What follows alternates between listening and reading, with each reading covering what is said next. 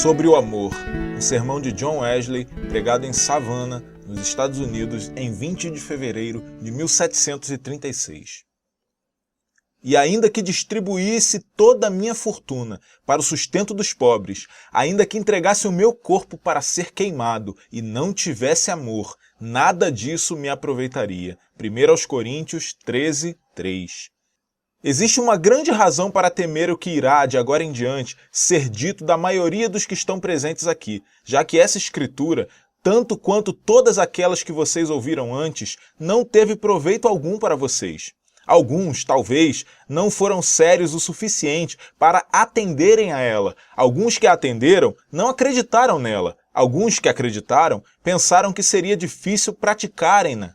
E então ela foi esquecida, tão logo puderam. E, daqueles poucos que a receberam alegremente, por um tempo, alguns, não tendo raiz de humildade e autoabnegação, quando perseguidos, levantaram-se por causa da palavra e, preferivelmente, a sustentarem-na, definharam. Mais ainda, mesmo os que atenderam a ela, os que acreditaram e os que se lembraram, receberam-na tão profundamente em seus corações que ela criou raízes, tanto quanto suportou o calor da tentação e começou a produzir frutos, ainda que não todos os frutos da perfeição. As inquietações e prazeres do mundo e o desejo de outras coisas talvez não tivessem caído até então. Cresceu com a palavra e a sufocou. Nem eu, que prego a palavra de Deus, estou mais seguro desses perigos do que vocês que a ouvem. Eu também tenho de lamentar um coração mau da descrença. E, quando quer que Deus permita que a perseguição se erga, que ela seja apenas um relance de reprovação, eu sou o primeiro a ser afligido. Ou, se eu estou capacitado para apoiá-la, ainda assim, ele largaria as inquietações do mundo sobre mim e o desejo de outras coisas, preferivelmente a conhecê-lo e amá-lo. E eu certamente seria subjugado e, tendo pregado para outros, eu mesmo seria um indivíduo abjeto. Por que então eu prego essa palavra, afinal? Porque um desígnio do Evangelho foi confiado a mim. E o que quer que eu venha fazer amanhã, eu não sei. Mas hoje eu irei pregar o Evangelho. E com respeito a vocês, minha incumbência é: Filho do homem, eu o enviei a eles, e você deve dizer-lhes: assim diz o Senhor teu Deus, quer ouçam, quer evitem ouvir. Assim diz o Senhor Deus: não importa quem tu sejas, deves guardar os mandamentos. Com esse objetivo, acredita no Senhor Jesus Cristo e será salvo. Não desiste de te reunir em consequência da maneira como alguns são. Em segredo, igualmente, ora ao teu Pai que vê no oculto e derrama teu coração diante dele. Faça de minha palavra uma lanterna para teus pés e a luz para teus caminhos. Mantém isto em teu coração e em tua boca, quando tu te sentares em tua casa, quando tu caminhares, quando tu te deitares e quando tu te levantares. Volta para mim com jejum, também em oração e em obediência ao teu Redentor. Comendo daquele pão e bebendo daquela taça, anuncie a morte do Senhor até que ele venha. Pelo poder que tens recebido do alto por esses meios, faze todas as coisas que estão prescritas na lei e evita todas as coisas que são proibidas nelas. Sabendo que, se afligires em algum ponto, serás culpado de todos os outros. Não te esqueças de fazer o bem e distribuí-lo, sim, enquanto tens tempo. Faze todo o bem que puderes a todos os homens. Então, nega-te, toma a tua cruz diária, e se chamado para isto, resista no sangue. E quando cada um de vocês puder dizer: tudo isso eu tenho feito, então que ele diga a si mesmo, além disso, palavras das quais não somente alguém como Félix se estremeça, mas também a mais santa alma sobre a terra. Ainda que eu distribuísse toda a minha fortuna para o sustento dos pobres, ainda que entregasse o meu corpo para ser queimado e não tivesse amor, nada disso me aproveitaria. Concerne grandemente a todos nós sabermos: primeiro, o completo sentido daquelas palavras: ainda que eu distribuísse toda a minha fortuna para o sustento dos pobres, ainda que entregasse o meu corpo para ser queimado. Segundo, o verdadeiro significado da palavra amor. Terceiro, em que sentido ela pode ser dita, que sem amor nada disso me aproveitaria.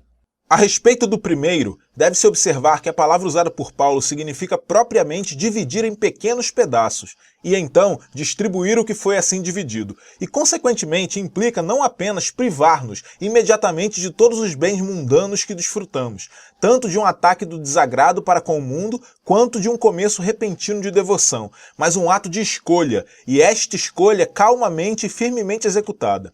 Ela pode implicar também que pode ser feita não abrindo mão da vaidade, mas partindo de um princípio correto, ou seja, de um objetivo de executar a vontade de Deus e um desejo de se obter seu reino. Pode-se observar mais além que aquela palavra significa atualmente entregar uma coisa de acordo com a concordância e, concordantemente, isto implica, como a palavra precedente, não uma ação precipitada e impensada, mas uma constituída com olhos abertos e um coração determinado, concorde com a resolução tomada anteriormente. O sentido completo das palavras, entretanto, é esse. Embora eu dê todas as provisões de minha casa para alimentar o pobre, embora eu haja assim, através de uma escolha madura e deliberação, embora eu passe minha vida distribuindo isto a ele, com minhas próprias mãos, sim, e isto por um princípio de obediência, embora eu deva estar sujeito, pelo menos pelo ponto de vista, não apenas à reprovação e vergonha, não apenas às algemas e prisão, e tudo isto através de minha própria ação e declaração continuada, não aceitando livramento, mas, mais do que isso, entregando-me à morte. Sim, a morte imposta, na maneira mais terrível para a natureza. Ainda assim, apesar de tudo isto, se eu não tivesse amor, o amor de Deus e o amor a toda a humanidade, derramando-se por todo o meu coração através do Espírito Santo dado a mim, nada disso me aproveitaria. Segundo, vamos inquirir o que esse amor significa. Qual o verdadeiro significado desta palavra? Nós podemos considerá-la tanto em suas propriedades quanto em seus efeitos, e não estaremos debaixo de possibilidade alguma de erro, se afinal não buscarmos o julgamento de homens. Fomos até o próprio nosso Senhor para um relato da natureza do amor e os efeitos dele, ao seu apóstolo inspirado. O amor que nosso Senhor requer em todos os seus seguidores é o amor de Deus e homem. De Deus por causa do homem, e do homem por causa de Deus. Agora, o que é amar a Deus, a não ser alegrar-se nele, regozijar-se na sua vontade e desejar agradá-lo continuamente, para buscar e encontrar nossa felicidade nele e ansiar dia e noite por uma alegria mais completa no Senhor. Quanto à medida desse amor, nosso Senhor nos tem falado claramente. Você deve amar o Senhor seu Deus com todo o seu coração.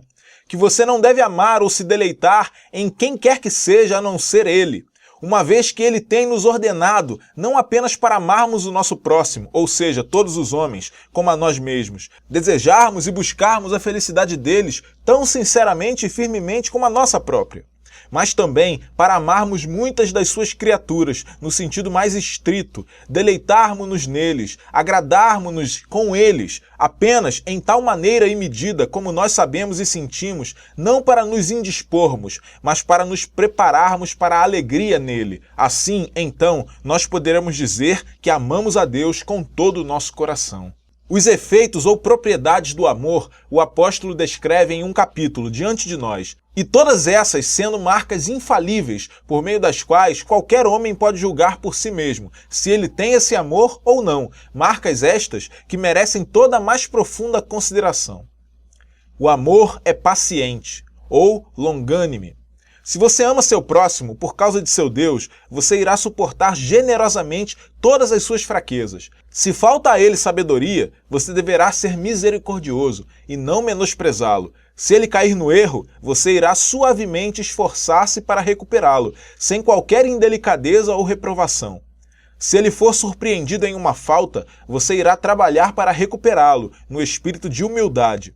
E se, por acaso, isto não puder ser feito logo, você deverá ser paciente com ele e esperar que Deus, possivelmente, o traga para o conhecimento e o amor da verdade.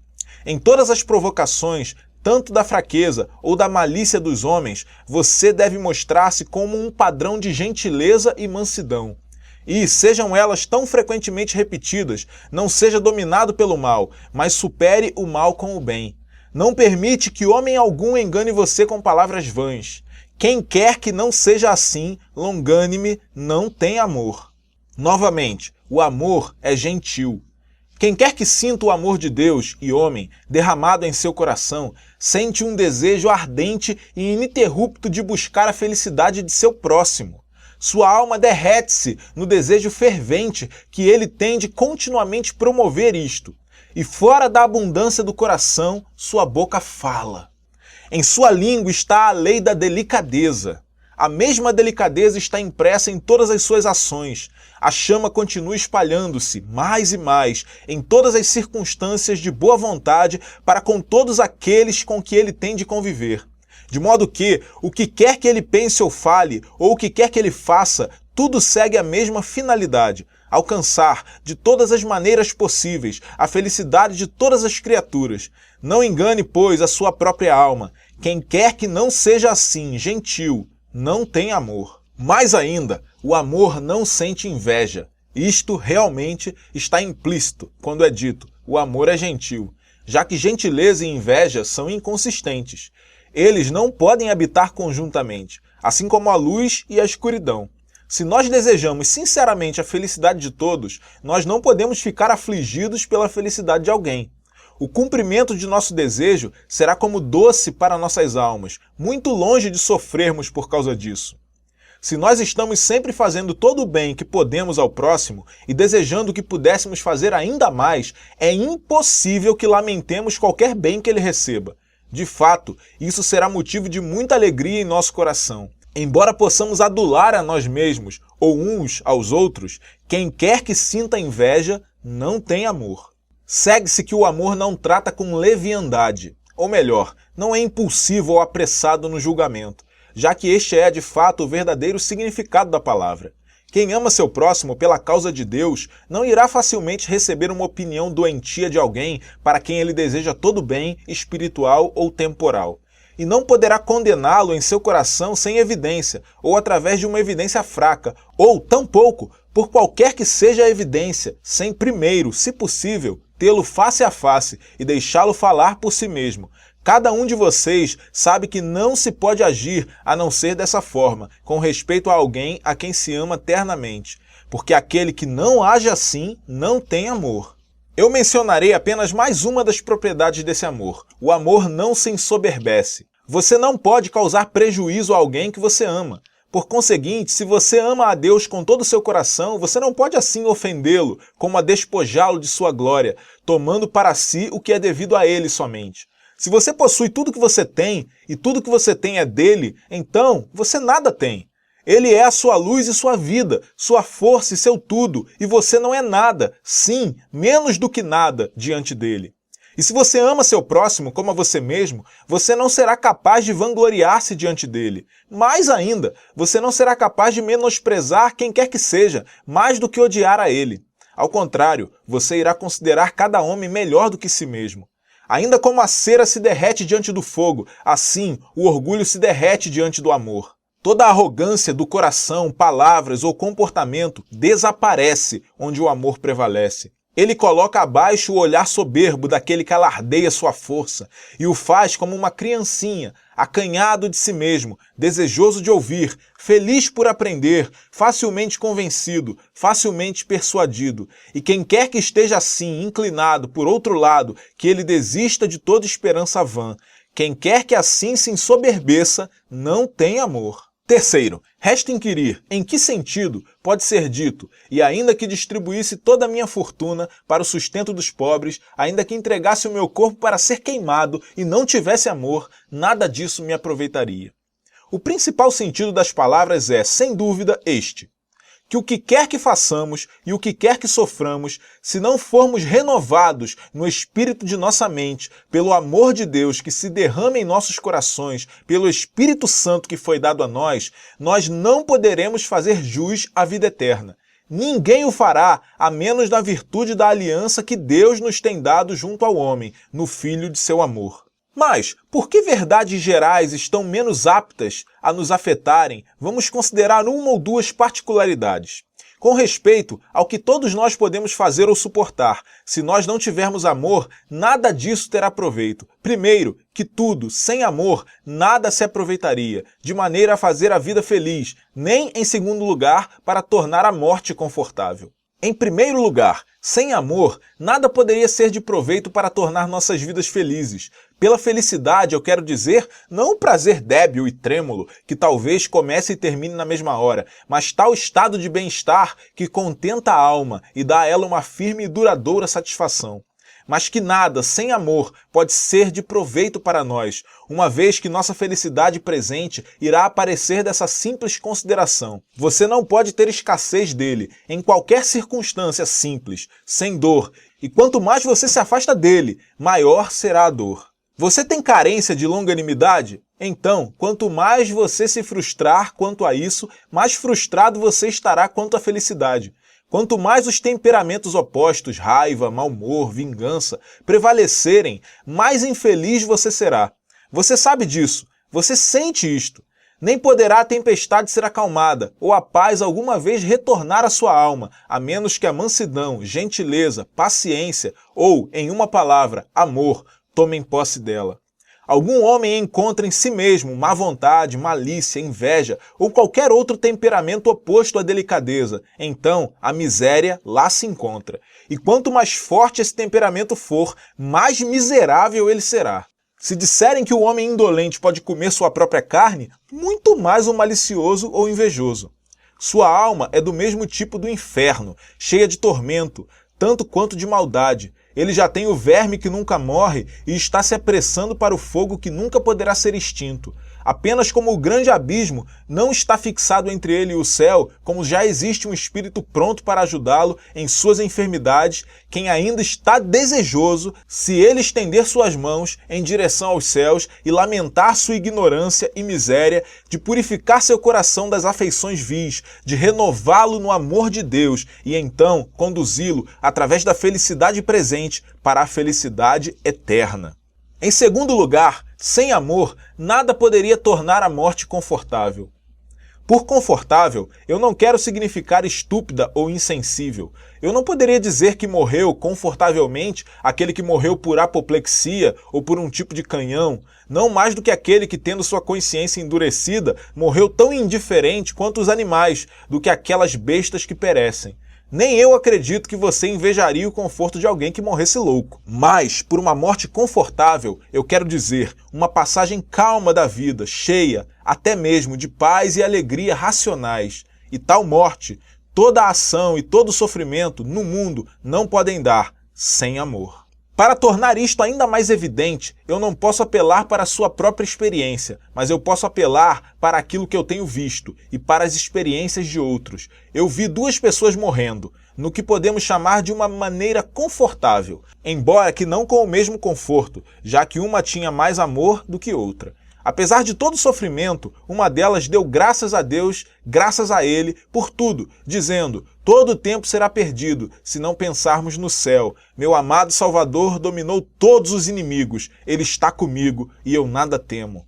Nelas podemos observar que não havia mistura de qualquer paixão ou temperamento contrário ao amor. Por conseguinte, não havia miséria. Com o amor perfeito, tendo lançado fora o que poderia ocasionar tormento, a ausência do amor obscurece a alma, e não existe nem paz, nem conforto nela. E quem quer que tenha a mesma medida de amor, sentirá a mesma paz em seus momentos finais.